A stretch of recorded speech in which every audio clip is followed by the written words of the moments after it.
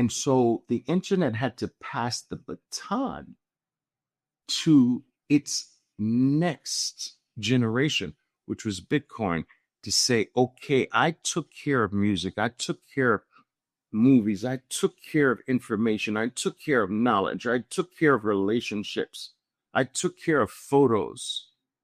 Now you go take care of the biggest thing on earth. Couldn't do that.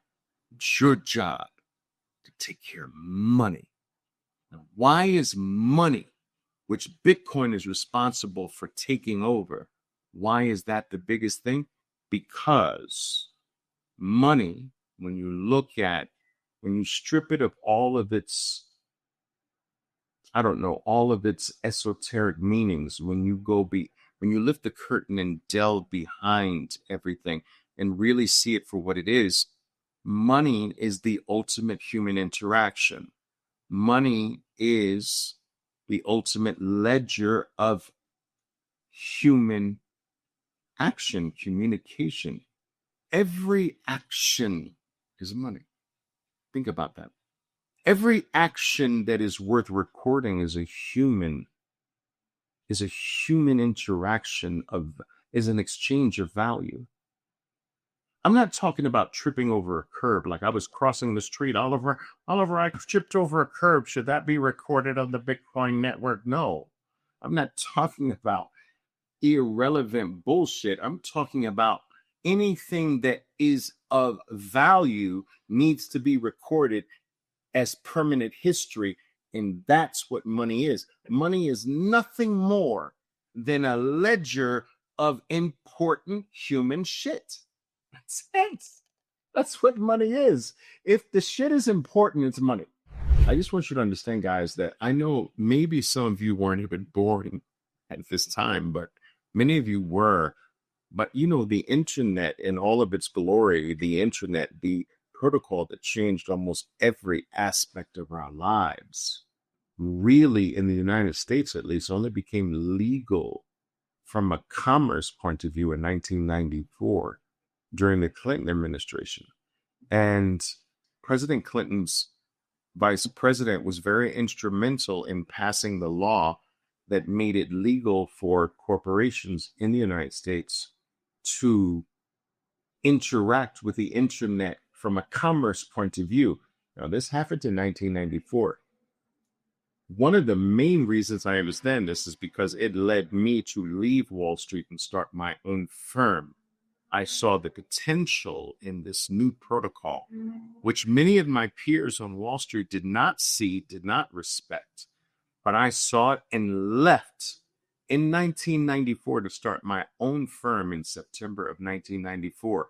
My firm became one of the go-to firms for all the firms that didn't believe in the internet to come to actually learn how to operate their trading from the foundation of the internet at that time, which is really crazy.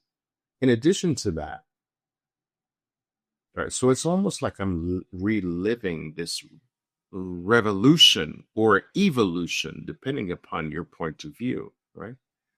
The fact that we all can be together live from every part of the world, exchange ideas, our different points of views, and do it simultaneously was something that was never thought to be possible. And I see the very same thing being said about Bitcoin uniting the world from a money standpoint, because if you think about this, people, the internet did something quite revolutionary for the human race. It unified us from an informational point of view and from an educational point of view. So the internet collapsed books, education, information, movies, music. And that was a Herculean effort from the internet, right? To make music universally available. That was never heard of, because for a long time you had to go to a place, you had to be rich enough or privileged enough to actually have an invite to go to a small little lounge to see a live band in the past. And then there was vinyl. And vinyl made having access to that special musical group a little wider. So now people did not have to go or be extra privileged to go to a special place and have an invite to go to a special lounge to see a live band play. They could buy a piece of plastic and listen to it. And then that plastic became a set, an 8-track tape, and then that 8-track tape became a cassette tape, and that cassette tape became a CD, and that CD became something that you couldn't touch, an MP3 file. Then we move from the physical to the non-physical. And from an MP3 file to streaming. When's the last time you've held an album in your hands? When's the last time you've looked at the picture? What's the picture on the album? Let me see the picture on the album. You don't hold that shit anymore. One of the things that I will tell you that I've been thinking about recently, I feel extraordinarily fortunate because I have lived through so many evolutionary processes. In the past, maybe you had to be lucky enough to be born in a certain generation to live through an epoch that changed the world. So maybe there was several epochs before you that didn't change the world, and you got lucky to be born during this epoch that brought something so revolutionary to the world that it changed everything. But I managed to live through a period of time where it was chock full of things that changed the world. Let me give you an example of this. I lived through the personal computer era, the beginning of the gaming era, the personal computer era. And, I was born in the 60s. So in the 70s, the personal computer era was born. And it wasn't that the computer era was born, the personal computer era was born. This was the start of computers being made universally available to all human beings on Earth. I watched the personal computer go to something that was just niche and special to almost every human being that was doing anything of significance in life for the planet had to have access to a personal computer. And then shortly after the personal computer era kicked off, there was the cell phone era that kicked off. Guys, listen, I had a friend, right, who we grew up together. Now, we took different paths in life. Do you understand? I took the path where I wanted to be a Wall Street trading mogul. This dude wanted to be the biggest drug dealer on planet Earth. And we took different paths. We grew up together, and we grew up in a relatively similar socioeconomic background, similar families. I mean, he came from a great family. And he ultimately became very good at what he did, actually. But I just remember this guy having 2 girls carry briefcases with them behind him. So everywhere he went, there were these 2 girls. And I remember meeting up with him one day after not seeing him for a long time and saying, "What's happening, man? Who are the girls?" He said, "Oh, they carry my batteries." So he had 2 girls that carry his batteries. This is in the 1980s, right? 2 girls carry his batteries.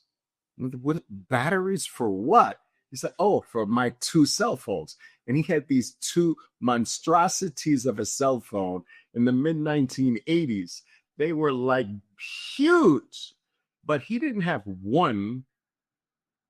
And if you watch the Wall Street movie, Wall Street, you remember Gordon Gekko had one of those big giant phones. Well, this dude was bigger than Gordon Gekko. He had 2 of them, and he had 2 people to literally carry the batteries because the batteries for these things were huge.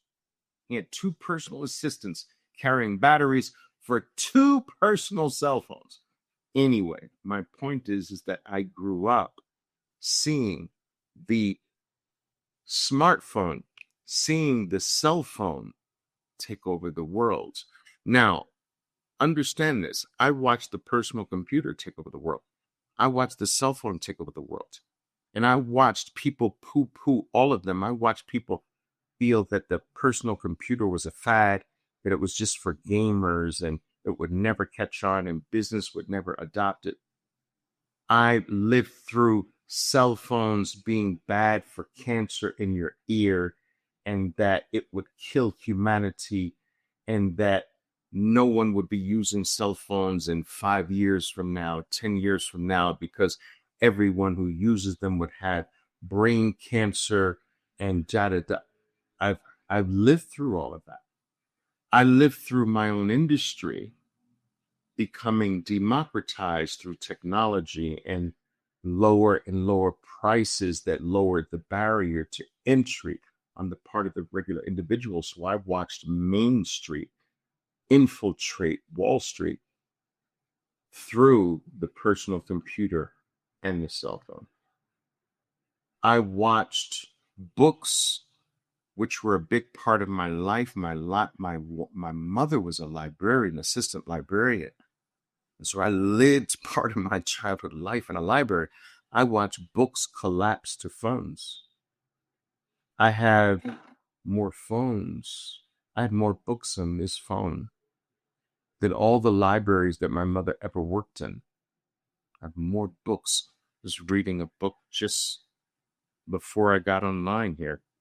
I read books on my phone and I have thousands of them. Do you understand what I'm saying? Shout out to Svetsky, the author of this book. What is it called? Can you see it? The Bushido of Bitcoin. So I was reading this. I have more. The point is that I have more books on one phone, and I have many phones with me today. I have iPad. I have more books on my devices than all the libraries in my city, in my state, in the United States. So I lived through an era where books collapsed to the digital world. Information collapsed to the digital world. Movies. I built a personal movie theater in my home in the 1990s.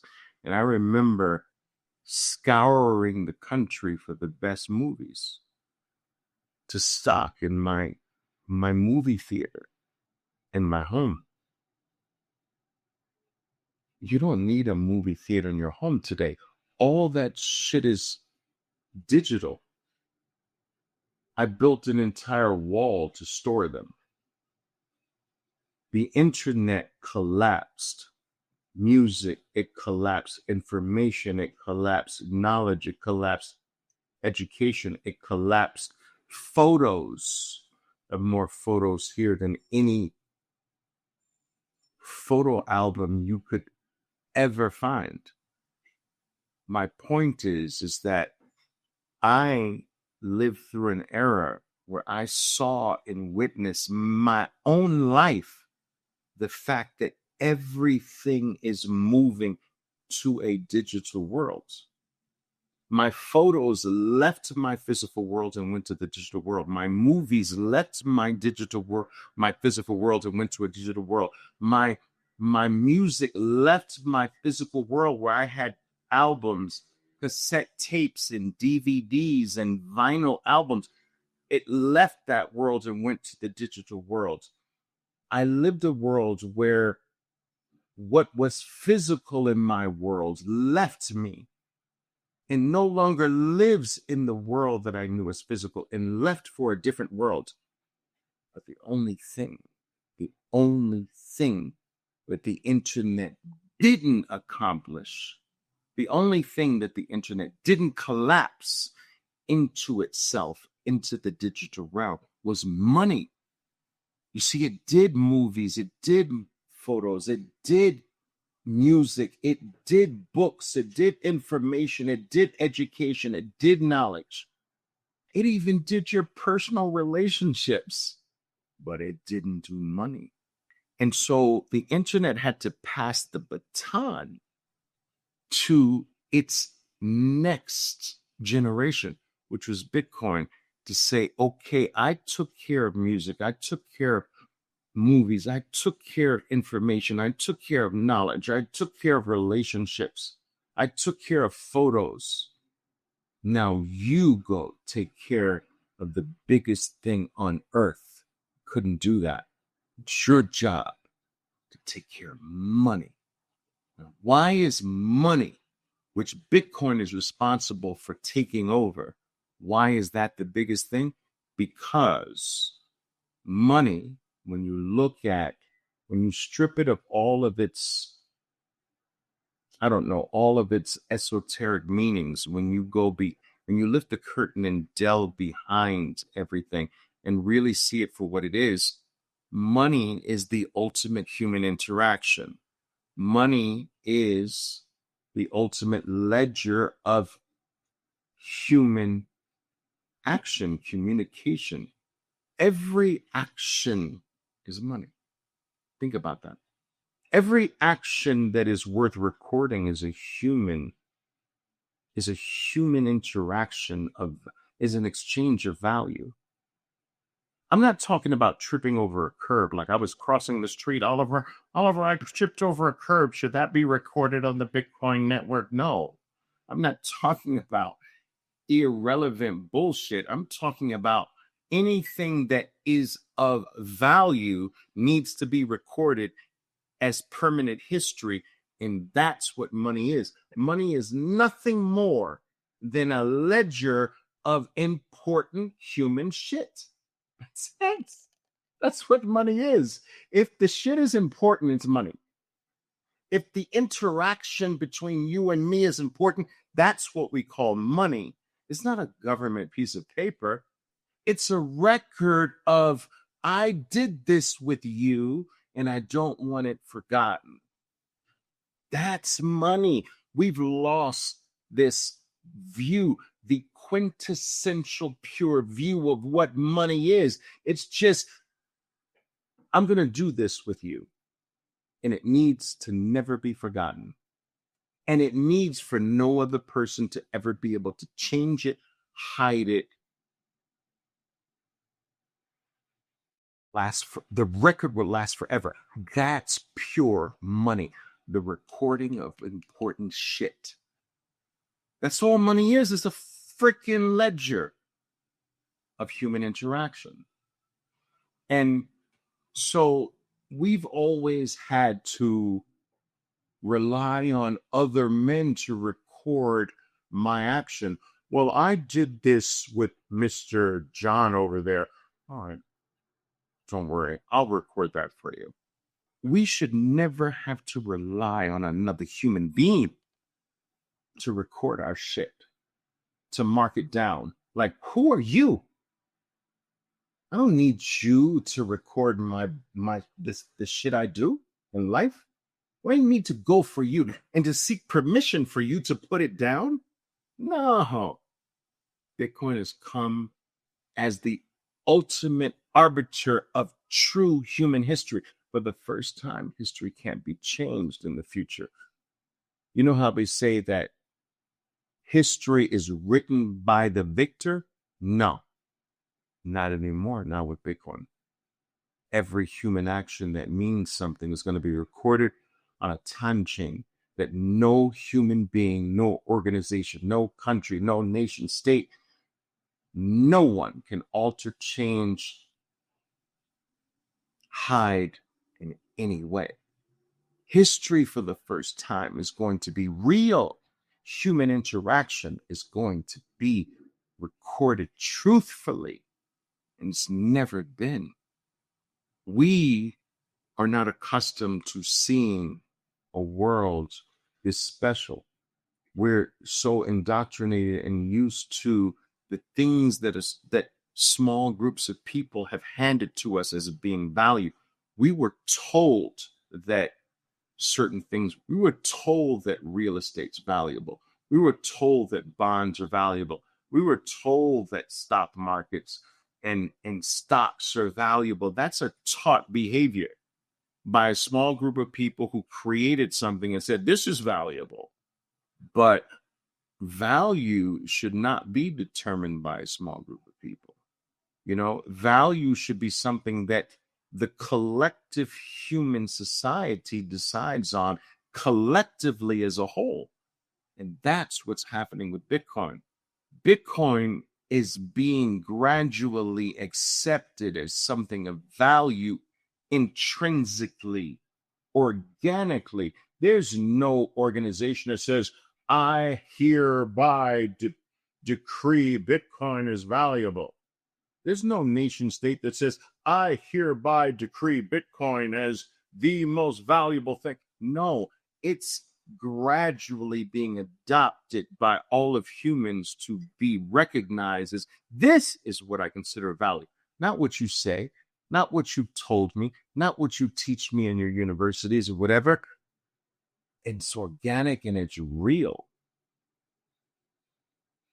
And for our history, money has always been determined by the people. Governments have come in and created versions of what was decided by the people. But we've been indoctrinated today to believe that governments make money. Governments have never made money throughout history.